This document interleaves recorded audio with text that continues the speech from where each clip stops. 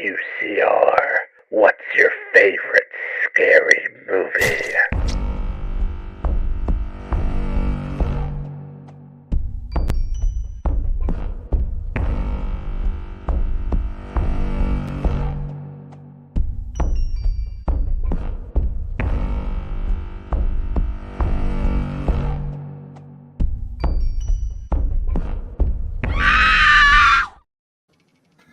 Well, hello out there, all our little spooks and spookettes. Welcome to the first Uncensored Horror of 2023. Can we believe it? It's a nice little intimate chat tonight because I thought the movie we're going to chat about is kind of a two-hander. I thought, why don't we do a two-hander show? So I have the lovely Miss Katie McCarthy with me. Hi, Katie.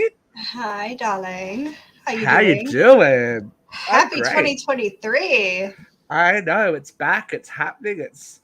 It's brimming with possibility, especially in the horror front. There's lots and lots of stuff to talk about. We're going to have to do another most anticipated horrors, I think, of 2023 because I'm just they're lining them up. Evil Dead. Just go spit it out there. Trailer drops tomorrow, people. There's lots of stuff. I feel like they've been just aiming it towards Mommy Dearest, Katie McCarthy, because they've been doing some mommy promos. I'm like, oh, they know who their audience is. Hello there. I do like it how specific. I like whoever's doing marketing for these latest movies. I'm really impressed with because the Scream marketing for Scream 6 so far is. Let's just touch on the 2023 real quick. Okay, the Megan marketing is beautiful. Very simple. I feel like whoever they hired for marketing is whoever did it for Smile, which, by the way, was a sleeper hit for 2022 if you didn't see it. Look. I love it. I loved it. I thought it was great. I thought it was good. I was so pleased with it. Honest to God, was very pleased. I'm pretty excited about Scream 6. I am getting more and more excited about Scream 6, actually. I've been trying to, but it's going to be big when it's starting to link into social media. TikTok, there are so many, every time something comes out, TikTok is like, conspiracy theory, all this is this person is this. I'm like, oh, I don't know if I can handle it. I stayed away so much from Scream 5. I got off any social media that was trying to do spoilers. So hopefully it's really not that far away. It's March 23rd, right? So it's not that far. They kicked it up a notch. They pushed it up because they know. How good is the subway map? I love the subway map.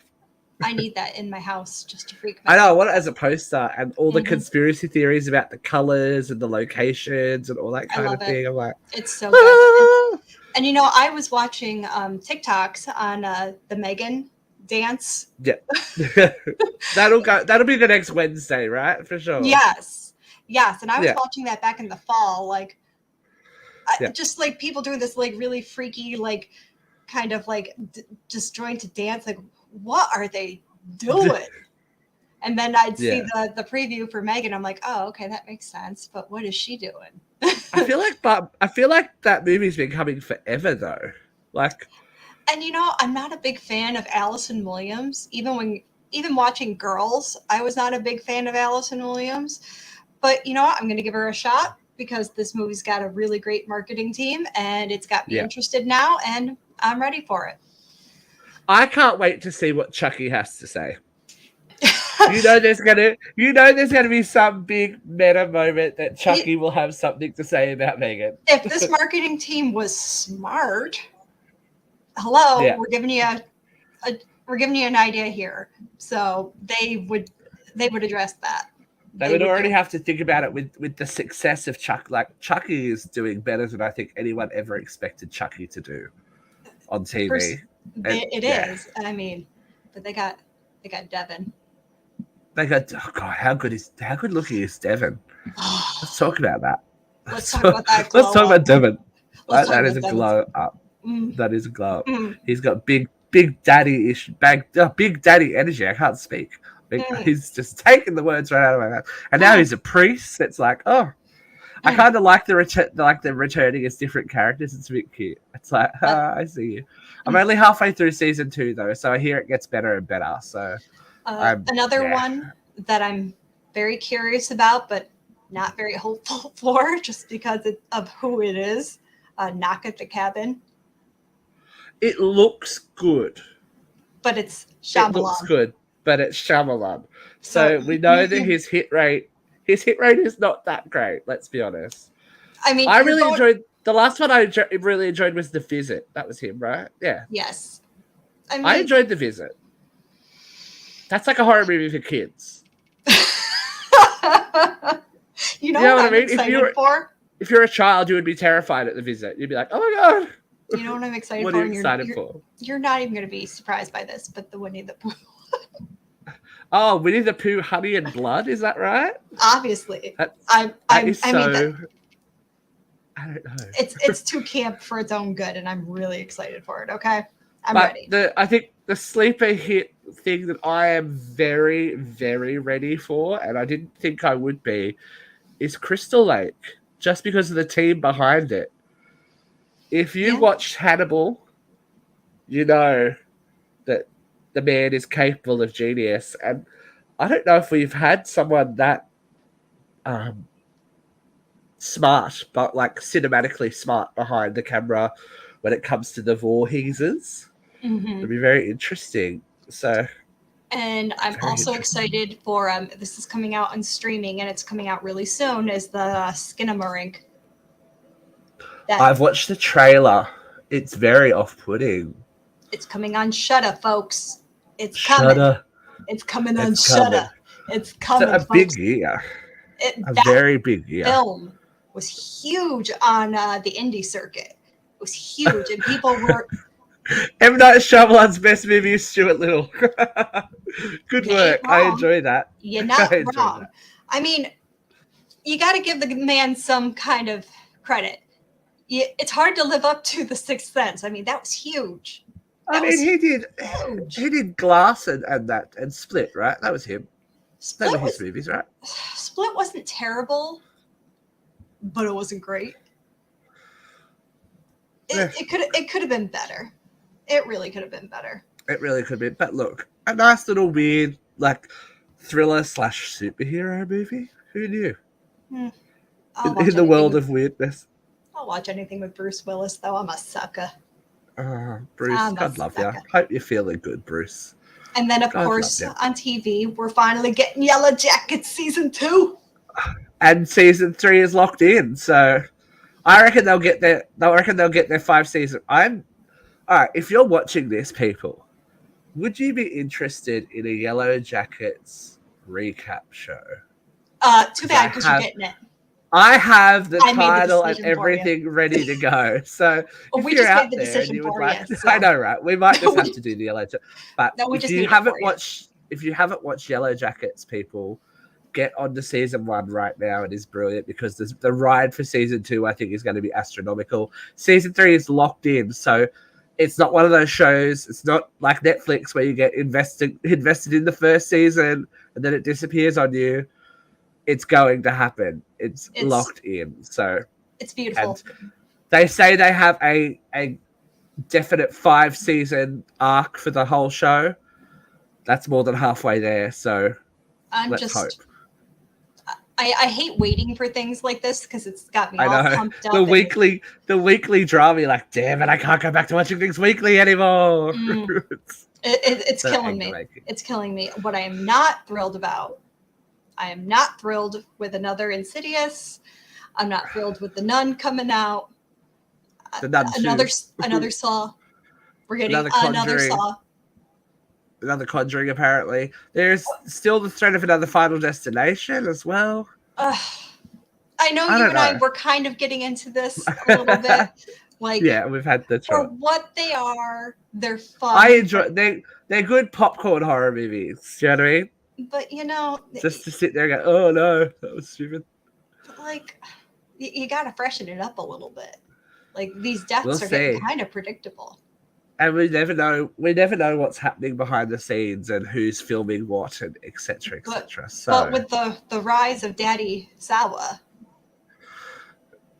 You never know. He can come back as the ghost of himself or something like that. I don't know.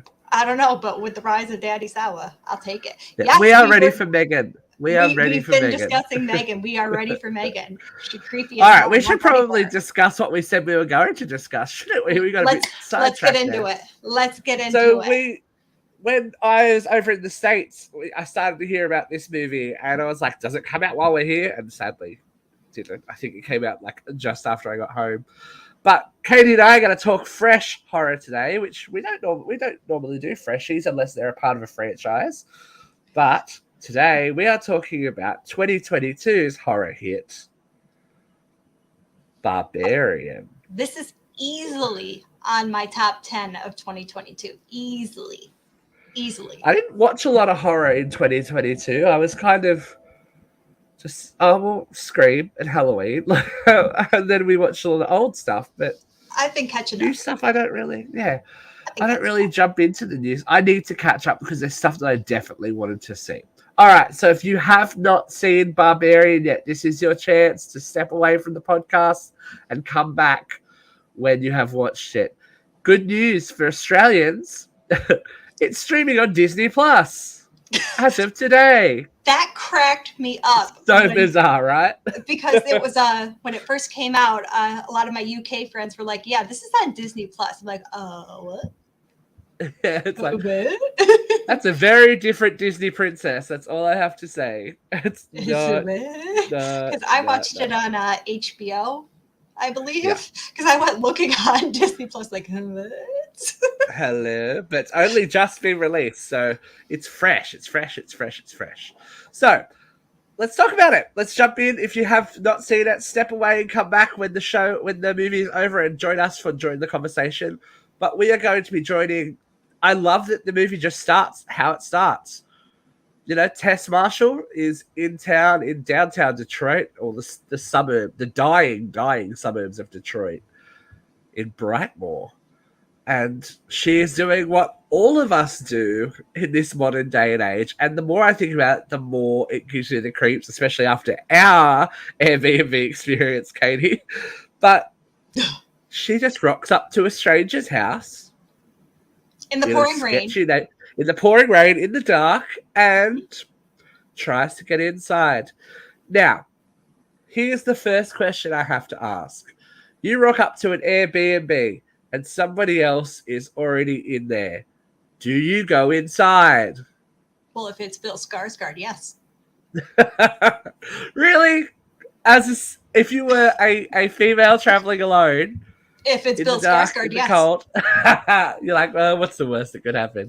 If he's gonna kill me, he's gonna kill me. At least it's Bill Skarsgård. It'll be cute. At least it'll be cute. But from the get-go, I like that there's kind of no foreplay with this. It kind of just jumps in and goes, yeah, we're here. This is the movie. I'm like, cool. But for a real answer, no. I would not be going in that house. No, I would very quickly, like, the movie would be done. They're like, oh, okay, bye. I'm gonna go sleep in my car in a well-lit area. Yeah. It'd be like, I mean? Yes, I'm going to a well-lit area, locking my doors. Yes, no. It's like, and she was only there I guess she was only there overnight for the interview, is what the movie tells us. That she's interviewing for a new job, and there is a boyfriend, I think an ex-boyfriend, that we're supposed to assume that is trying to call her. We never really find out who that is.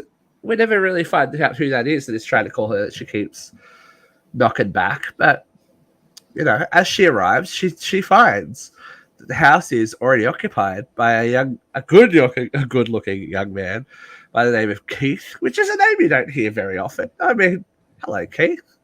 How you doing, buddy? And as we said, he's already quite disarming because it is Bill Skarsgård. Not that hard on the eyes. Now, that was one of the best jokes the in-joke that I got when they were kind of getting to know each other. He's like, what, do I look like some kind of monster? And I was like, I see you. You're doing the thing. You're doing the thing with that thing. I get it. I got it. It's like, yeah, okay, cool. It's like, yeah, but so Keith and Tess have double booked, by the seams of it, this Airbnb. /home away home, and come to an agreement that they're going to share the house. I just don't know. Yeah, no. If I was even saying it now, I'm like, I don't think so. No. And he goes out of his way to convince her that he is a nice guy. This is the biggest red herring, right? Oh, well, this is just like red flag. I'm a nice guy. How many times have you heard that? How many times have you heard because that? it is who it is, you can't help but go, oh my god, this dude's going to be crazy and he's going to wake up licking her eyeball or something. Again, it's if it's the Bill big Skarsgård, I'm gonna let it happen. Katie's down. You know what? She's fine with it. You can lick my eyeball. That's Listen, okay. we all know I'm not here to kink shame y'all. I'm inclusive. I love y'all. I love you. I take you for who you are. It's fine, especially if you're Bill Skarsgård. But he kind of I like that. This is smart writing as well. He says what we're all thinking. He's like, I noticed that you didn't drink the tea, that you think I might have put something in the tea, and you wouldn't drink this wine if I opened it without you here. I'm like, well, duh. Like, hello. Oh, smart. Homegirl is smart, but she gets the bedroom, which is nice. So that was smart too, because then she could lock the door behind her. I know, but the door in the middle of the night, she discovers the door unlocked. And strange nightmare sounds coming from the lounge area. Such a red herring. Like, I just can't. You're like, oh, he's gonna be like having some kind of weird flashback moment, but no, nothing. You know what I mean? Like, he just has a nightmare, and she's like, okay, cool, radio. And goes back to bed. I'm like, I would be barricading that door, locking that door. I don't get, and this might just be me and my paranoia. If that was happening, I would be getting like fully changed and showered, and I would sleep in the clothes that I came in, probably in my shoes, so I can make the quickest exit in the face of the earth in case something went south. Well, the director Zach Krieger actually read a book called The Gift of Fear, which is about women trusting their intuition and being on their heightened senses and being on being aware of their surroundings. So that is what that's all about not drinking the tea, not drinking the wine, not trusting what he's saying. That's all exercises, and that's pretty much what you're all getting there, and that's what they teach you when you're getting in your early 20s. When I was in college, this is all things they taught you at orientation. Don't drink alone. Like it's like stranger danger and stuff. Right, pretty much stranger danger. Don't leave your drink alone. Don't travel alone. Always have a buddy system, stuff like that. All right, I'm gonna call you Gizzard, Gizzard forever. It's actually done a lot. I've rented an Airbnb where I rent just a room in a 4-bedroom house and share the kitchen and bathroom. But the thing is, situation like Tess. Oh God, Tess you're a brave didn't person. expect a roommate. That's the thing. Right, she expected to be alone. If she had known that she was going to have a roommate, she probably wouldn't have been she would have been prepared, like maybe had some pepper spray, maybe, been a little more ready for it. She's. Do you know what I have to comment on? I have to comment on the size of the knives in this house. Well, there are no horror movie sized knives in this house. Anyway, it's like tiny knife. Yes, tiny knife. Like so they survived the first night together. Yeah, I'm going to scale a fish. Excuse me. They survived their first night together. Tess goes on her interview for her job, and her prospective boss is very wary about her staying with a complete stranger, and worried, etc. Neighborhood. Especially in that neighborhood, which is, this movie has a lot of interesting stuff to say about the death of, suburban America and old school values and stuff like that. If we want to look at it from a film studies kind of vent, it's a very it works on a lot of levels, and the perversion of the old school values of American suburbia, were they that pure to begin with when this was happening below the surface? That's a pretty big metaphor. Like, I was like, oh, if I was still at university, I'd be writing about this. It's a good thing to get in. But I like when movies think about more than their premise and what their premise means to society as a whole, because this is what's happening in America. Like, even coming to visit you guys, we drove through where you grew up, and it's not bustling. To be fair, it's not a bustling town.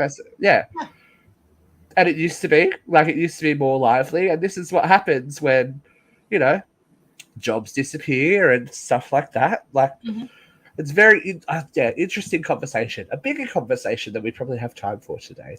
But I like that we've kind of gone back to that 70s-esque moment where the horror isn't some big outside force. The horror comes from within the day-to-day, like Halloween.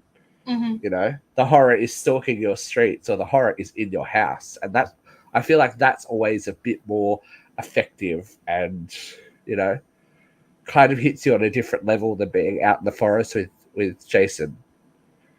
You know what I mean? Like, it's scary because it's realistic. I mean, right. This is a very real situation you could get yourself in, especially with Airbnbs being so popular. Yeah, how are we so comfortable in other people's houses and just trust that everything is fine and safe? Was not comfortable. It blows my mind. I know. If you want to hear this, if you would like to hear the story about our Airbnb experience, it's a horror movie all of its own. It really was. Not one that we expected, though. Not one that we expected, but very interesting. All right, but here is probably my moment where I would have gotten the hell out of Dodge. She comes back, and Keith is gone. Keith in the morning wrote a note saying, "I'll be back later. Leave the keys in the box." Okay, cool, no worries. She comes home, and this guy, she notices exactly how derelict the neighborhood is. Like, how did you not notice that driving in? Is my question. But it was nighttime. And pouring, And pouring rain. But there's a man that starts to chase her, saying, "Little girl." That's so creepy. "Little girl, don't go in that house. What are you doing here, little girl?" I'm like, oh, that's not okay. Yeah, no. So that's that would have been I'm getting back in the car and running this guy over moment, but whatever. I would have abandoned my suitcase. Like, it can all be replaced. I know.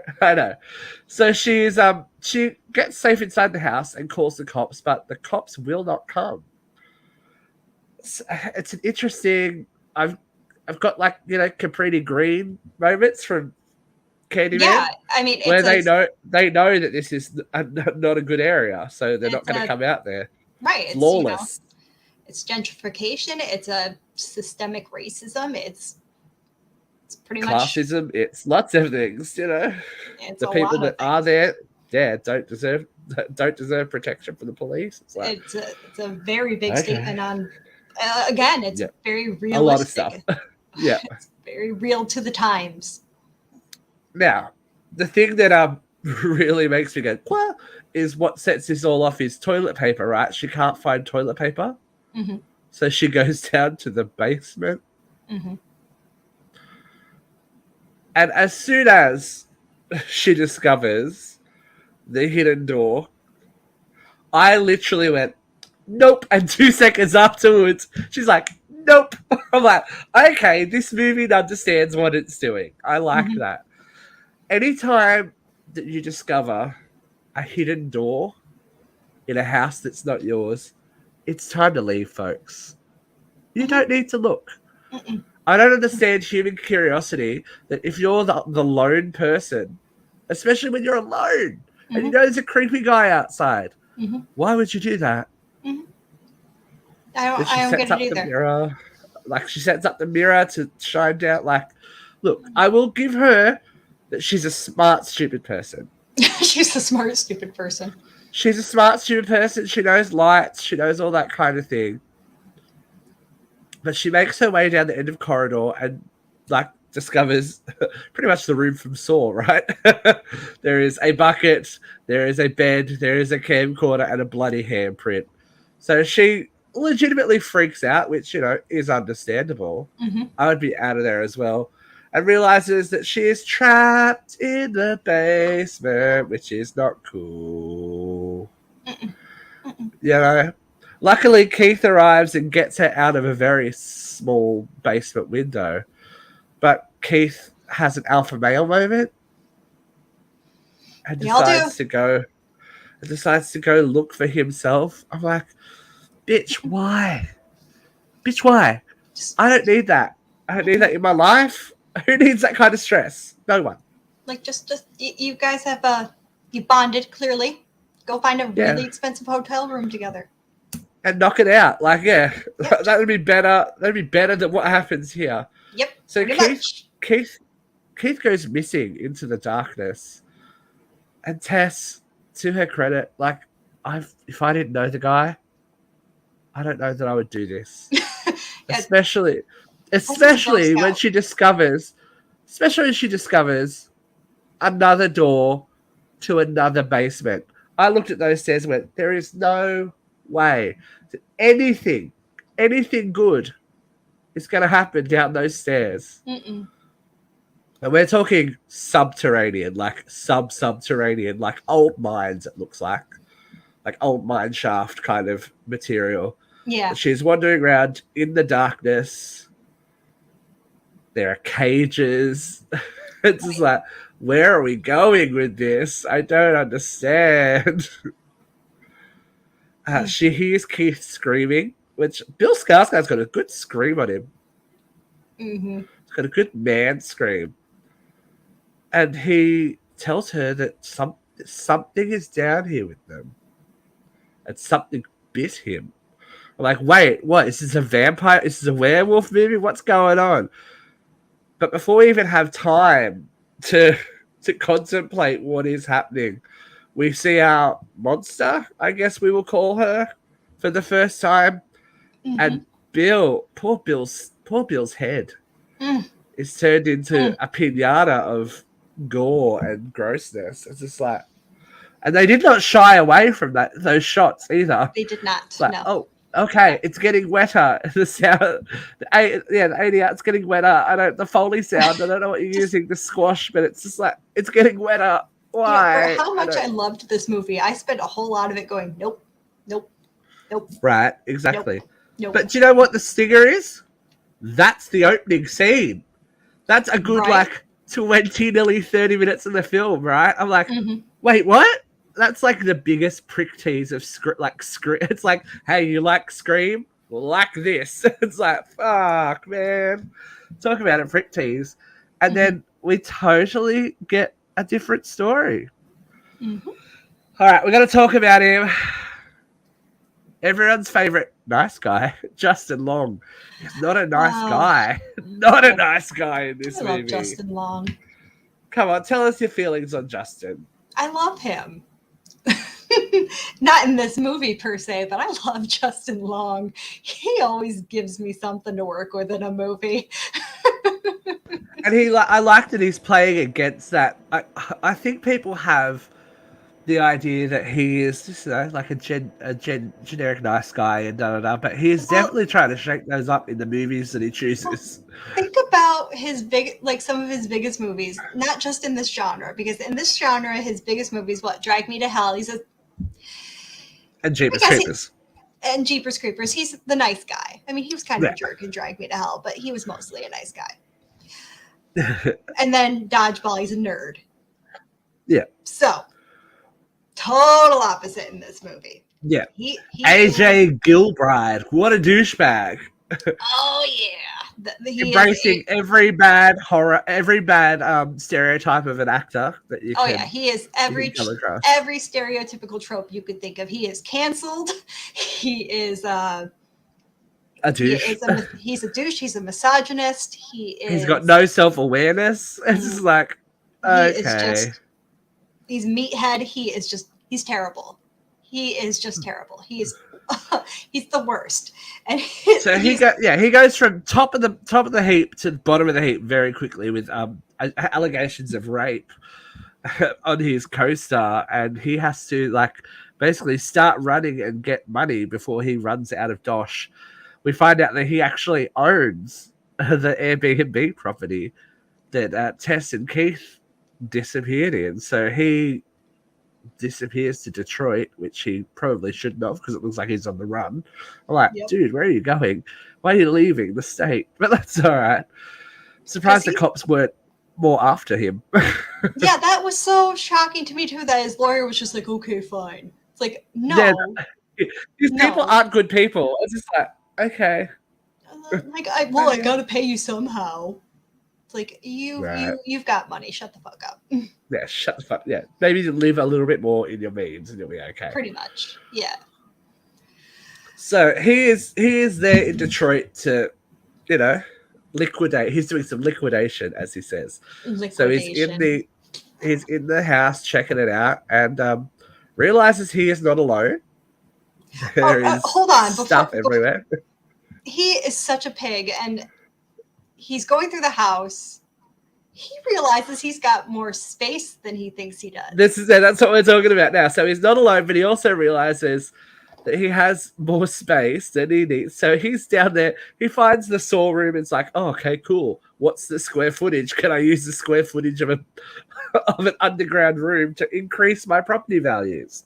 And like, I love that that's his first thought. It's not that, there's it clearly looks like there's been some damage done here, and not like property damage, like damage. Like damage to humans. Damage to human spirit.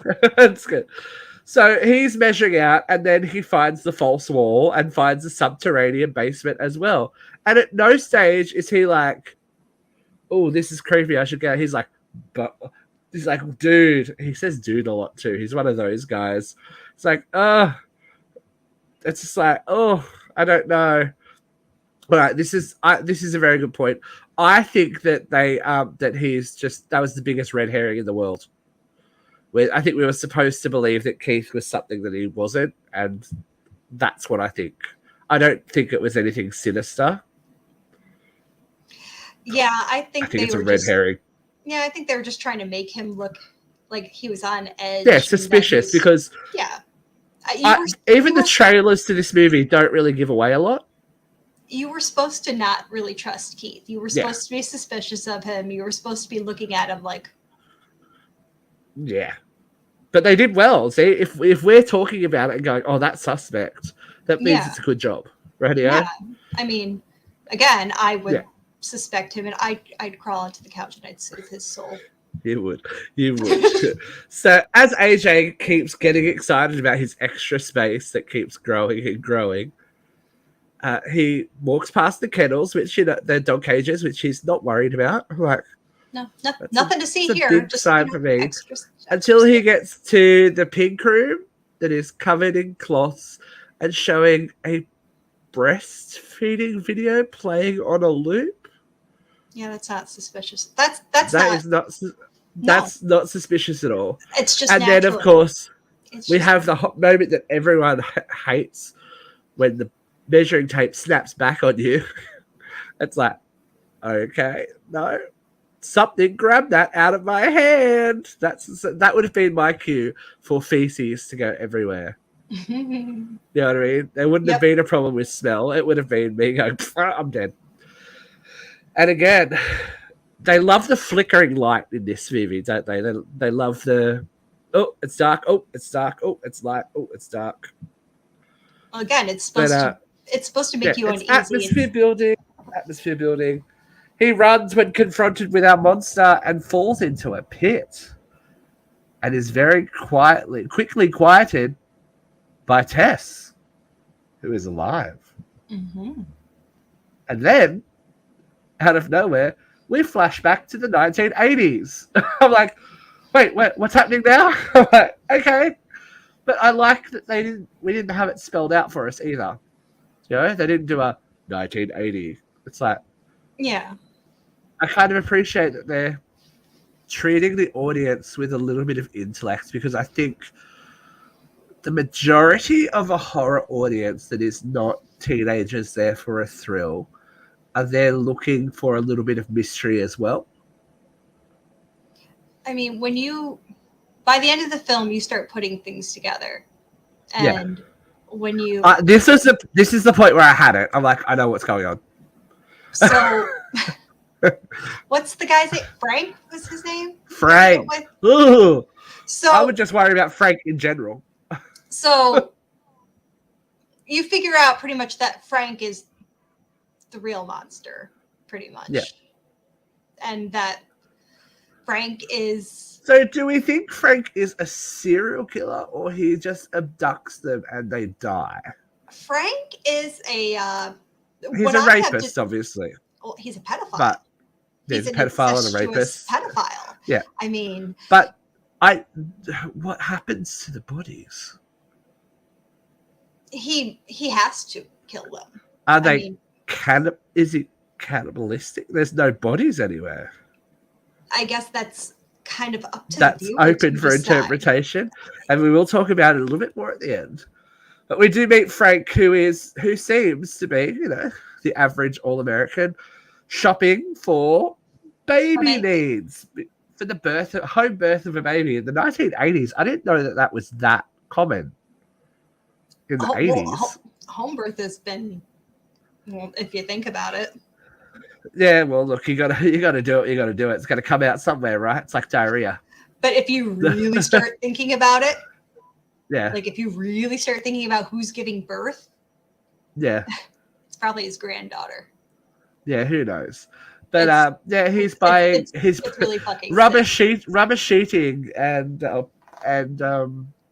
nappies and a baby video. Which is cute. Which, hello, we've just seen. We have just seen. So he packs it up, and we find him infatuated with a random woman on the street, which is so serial killery. It's like, okay. And he follows her home and dons a pair of coveralls with the name Carlos and pretends to be the water authority, right?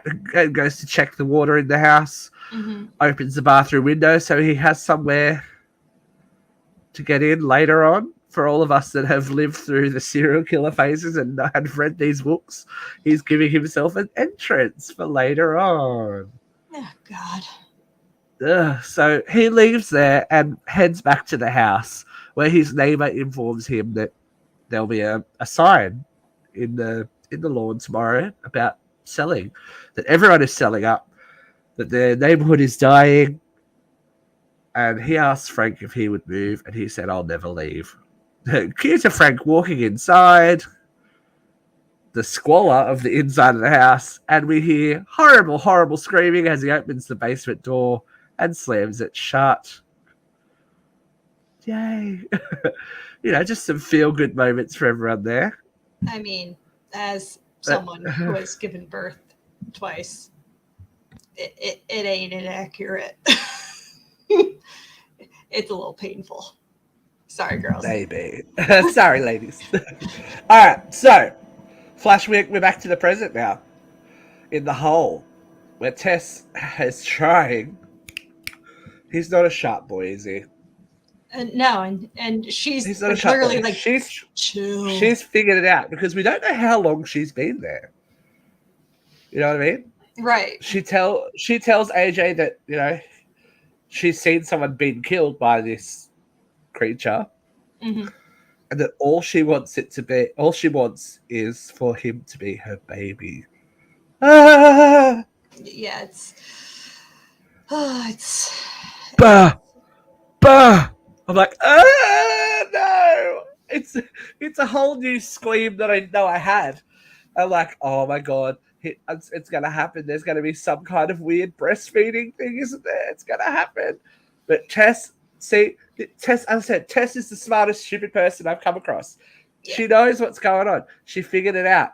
She drinks whatever that is. I mean, it looks like milk. It's probably milk. Like, you can produce milk. Your body can produce milk that long. Like, if I wanted to, I could probably relactate, which is wild. Remind us to never drink the milk at Katie's house. Just quietly. Ooh. And, Well, your body can produce milk for a really long time. So if she never stopped nursing, very, very, very likely that is breast milk. so because Tess agrees, she's left alone, but because AJ is AJ and a doucheberry, he gets dragged. This woman is strong.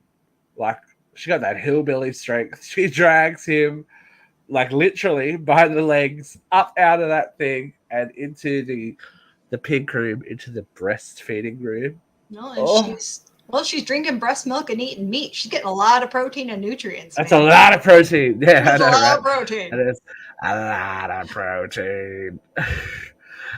This is where Tess takes her opportunity to get the fuck out of Dodge. I'm like, good work, girl.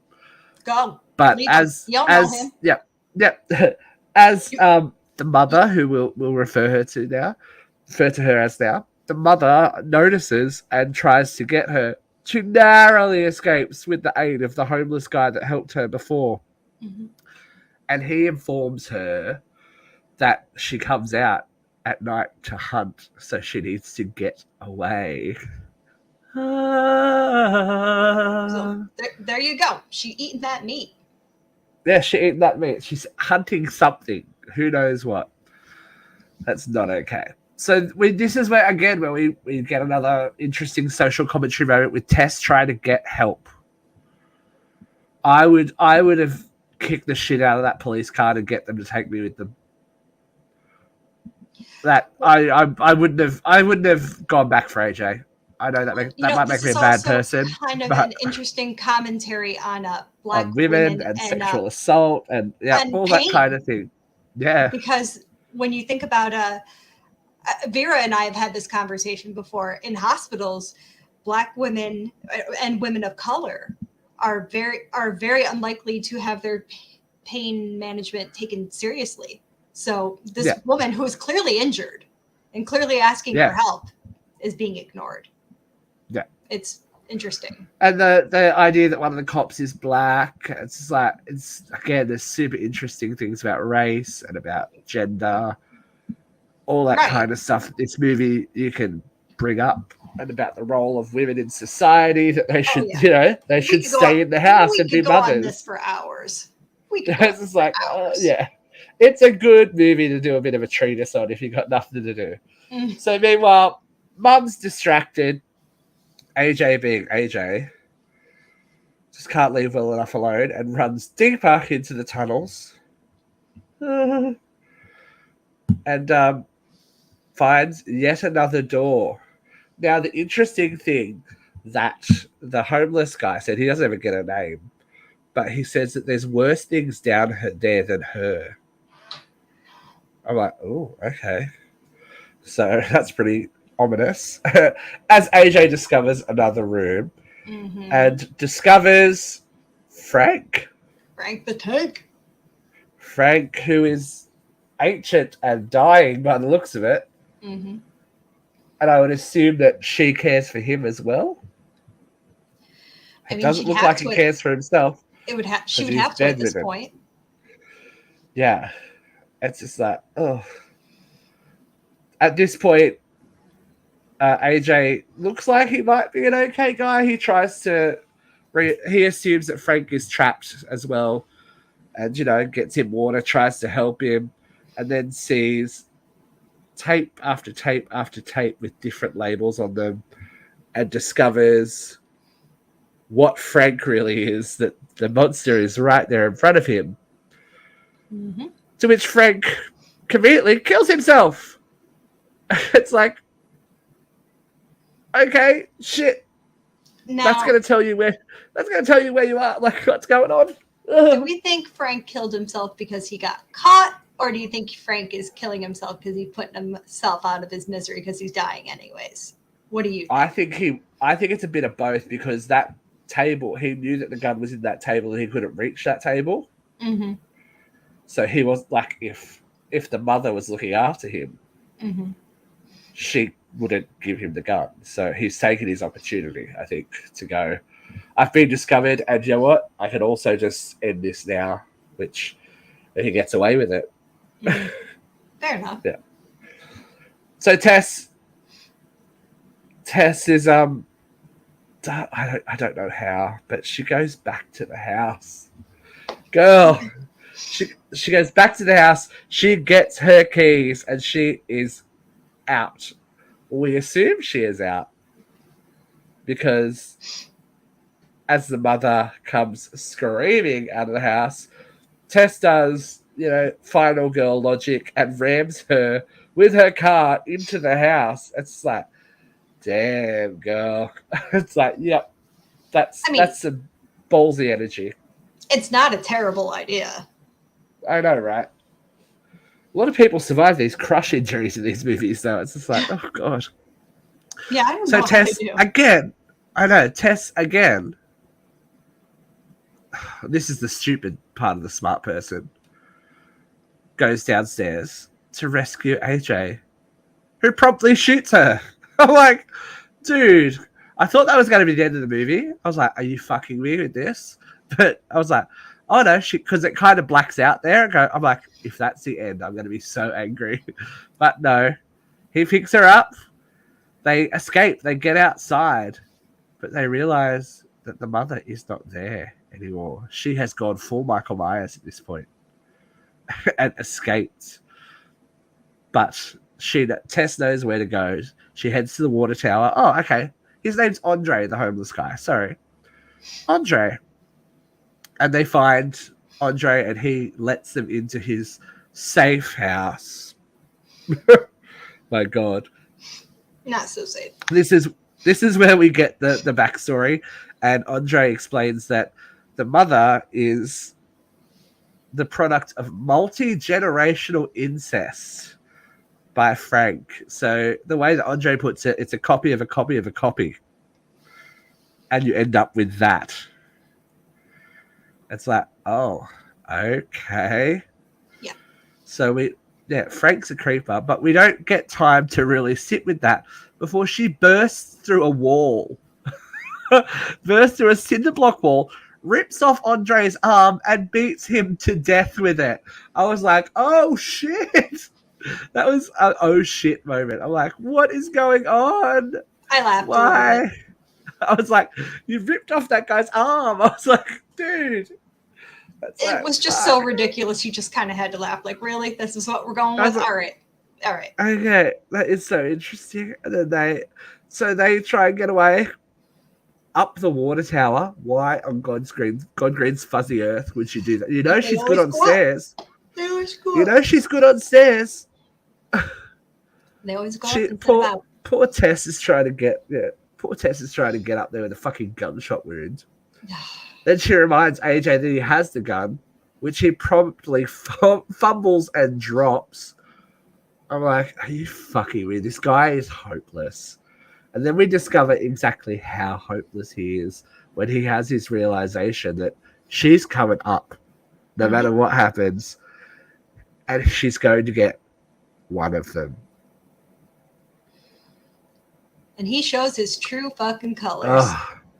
Come and get your baby as he drags Tess to the edge of the water tower and throws her off the edge. What I didn't expect, however, was to have the mother flying after her straight away. Obviously, the girl children are the ones that she nurtured and kept alive, and you know what I mean? Mm-hmm. To keep reproducing, etc., etc. So I understand that. Again, I thought this was going to be the end of the movie. And I was like, if this guy gets away with this, I am going to be so angry. He comes down from the water tower and somehow Tess is alive because the mother has managed to land before her and cushion the impact. Mm-hmm. So he starts to apologize again. Oh, I'm so sorry. I had to do it. I didn't, and just makes up bullshit excuses. I'm like, lucky she's dazed and confused. She's like, Mm-hmm. But there is no rest for the wicked, and the mother awakens. And I don't know what it is about Justin Long's eyes people have it in for Justin Long's eyes because he made Mummy real angry. Oh yeah. He made Mama real angry as her thumb claws go through his eyes and turn them to gelatin. Mm-hmm. And then she proceeds to rip his skull in half. You know, this is just fits right into that genre of good for her. Good for her. Good for her moment. Yeah. Good for her. Exactly. So at that point, the mother, Mommy dearest. tries to, look after her baby as she's told to, as she's been, groomed to, but realizes that Tess is injured. She can't go back to the house. She even says, I can't go back. And I feel this is where I go, oh, this is a little bit sad. Because she can't understand, the mother can't understand what's going on. But all she knows is that she needs to care about the child that she has, which is this child. Obviously, any child that she has had has not survived. And she says her first full words. She says, baby. Before Tess takes a gun to her cheek and pulls the trigger. End of the movie.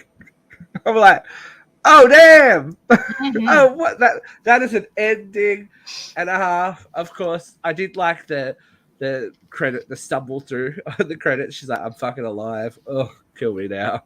It's like the worst night out after. But big points for Be My Baby being the song. Played the credits. I'm like, yes. Wow. Okay. That was a ride. It was an unexpected ride at some points with different turns, left and right and up and down. But it was definitely a ride, and probably one that we haven't had recently in horror cinema, where we kind of nearly always know where we're going, but there was enough, meta and enough knowledge and enough twists to make it interesting. I wasn't bored at any point during this movie. Let's put it that way. I haven't had this much fun since Fresh. So, Katie, how many baby bottles? How many baby bottles with nipples with hair on them am I going to give it? Yeah, hairy nipple baby bottles. How many? Out of 5? Out of 5, my love. I'm going to give it 4. 4? Okay. 4 out of 5. 4 out of 5. I think, like I said, this is easily in my top 10 of 2022. I think it's got a lot of social commentary that we could easily just dig into for hours. I think it had a lot of twists and turns that you weren't ready for, and it kept you interested. I said nope pretty much the whole time, but still didn't turn it off. I love this movie. I think the only thing that kind of turned me off a little bit was I really wish we could have gotten a little more into Frank and Mother. Like, you got their backstory without getting their backstory. Yeah. I would have liked to know a little more. Yeah, there was probably a little bit too much time spent on AJ, maybe? Setting him up to go there. Like, I think you spent a little too much time setting up Keith to be the red herring and not enough time on Frank and Mother. Yeah. And maybe they could have played it out that there was something weird with the house, that maybe they thought it was haunted or something like that. Because I guess they kind of tried to subtly hint at it with the doors closing and the doors being unlocked. Yeah. But a little bit more of that, maybe? Yeah, and like I said, I love this movie. I think it's a really great movie. I just think they spent a little more time on other things where they probably could have spent a little more time setting up Frank and Mother. I feel like they really wanted us to think Keith was a bad guy, and they drove that point home, and they really wanted us to know that AJ was a bad guy, and they drove that home. But it could have been shortened in both cases, I think. Right. Like, Keith isn't the bad guy, but you want us to think he's the bad guy. AJ is a bad guy, and you made it clear he's a bad guy. Yeah, you want us to think he is a good guy. The real bad guys, Mother isn't even a bad guy. No, that's the thing. Mother's a victim. Mother is a victim. Exactly. And Frank is the bad guy, and we don't even really know Frank. Yeah. Yeah, I agree. Like when he threw her from the tower, you're like, you are just there's no redeeming what you. He did in the club scene when he first got to Detroit, when he was out with his buddy, who, fun fact, is the director of the movie. Yeah, nice. He fully admitted that he assaulted her. Well, she said no at first, but she gave it. She came around. It's like, it's like, no, like, a no is a no. A no is a no. No it's is never a no, buddy. Yes. Sorry, bro. All right, we have to answer the inevitable question when it comes to a successful horror movie, because let's look at it. From a budget of $4.5 million, this made $45.4 million. That is no small change when it comes to, budget versus box office. Sequel? Prequel. They could do Frank's story with this. I don't think they could. Or could they do what they've done with Jeepers Creepers and jump through different timelines so they piece together? They're not necessarily chronological sequels. Well, because there's a lot of questions left over for that old guy to say that there are worse things down there than her. Well, Frank's dead and Mother's dead, so they can't really successfully have. I mean, I guess they could if. But where are all these other kids? Where are all these other children? I suppose they could have a sequel, but I'd be more interested. Again, like I said, I'd be in more a Frank interested. Prequel? I'd be more interested in learning about Frank. I have a feeling that they've set it up that there might be something else, because if this, and again, this is a very interesting social commentary thing, if this is under one house, it's true. Under all the houses in the street. This is true. Do you know what I mean? The house is built, the whole neighborhood is built on this darkness. So just because this is what happened behind one closed door, we don't know what happens in the rest of the neighborhood. And like you said, where are the bodies? Where did all these bodies go? Where did these other children go? Because if it's multi-generational, yeah, and if he's repeatedly raping these women, pregnancy is going to happen more often than not, right? Yeah, I mean, theoretically. Who's not to say there's not a son wandering around down there who would be more animalistic if he's not the one that was, cared for, raised, nurtured, because he would be used to further the line. And you got to think he's eventually going to run out of steam if he wants to keep this going. Yeah. There's got to be someone. So I have a feeling. I think they could do a sequel or a prequel. I think they could do both. They could make this into a franchise. You know what I mean? Gosh, this could be a new franchise. I hate it, but I could do it. It's a different. Did you ever watch Home, the X-Files episode? With the Peacock family? Yes. I don't want to think about it. I don't want to think about it. Can we stop? It gave me that in Suburbia. That's what it gave me. I was like, oh. I don't want to think about it. One of the most notorious episodes of the X-Files, still unsettling to this day if you want to really unsettle yourself. But I think we've done enough unsettling with Barbarian. I agree. I'm giving it 4.5. 4.5. It was nearly right. There was more right than there was wrong. I would have maybe just shortened a couple of sections and just given us a little bit more, because there's so many stories. I think that's the problem. There are so many stories you could tell from this one movie now that they've opened themselves up to giving us more. Mm-hmm. So we shall have to wait and see. I'm sure with a box office like that, and I know it's not huge box office, it's not like Avatar box office, but it's a horror movie. It's a relatively small budgeted horror movie. Let's face it. That's a pretty good return. So we'll have to wait and see. But as we discussed at the top of the show, there is plenty of stuff to come. Apparently, Katie, you'll be happy to know, the first movie in the Strangers trilogy has finished filming already.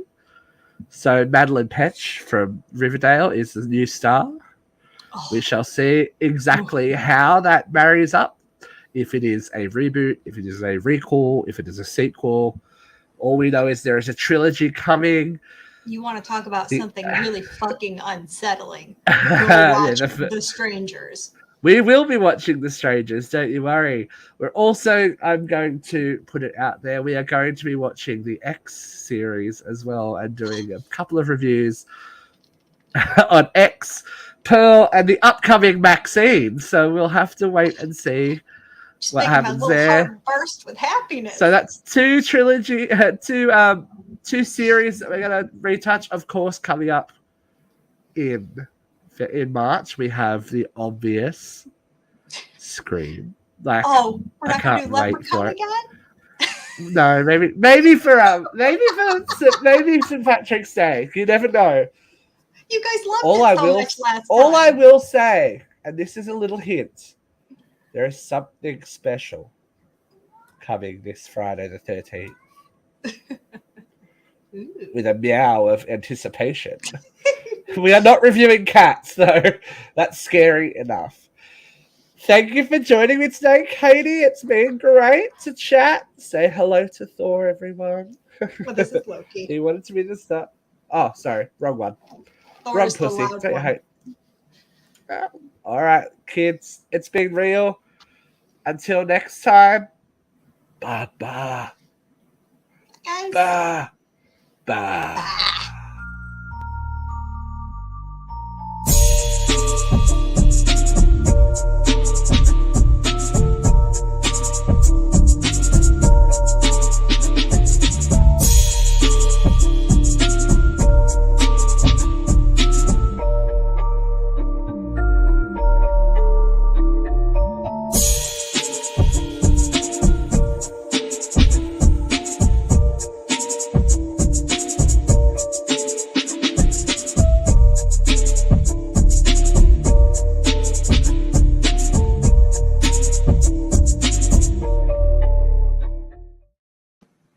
All I have to say is hairy nipple milk.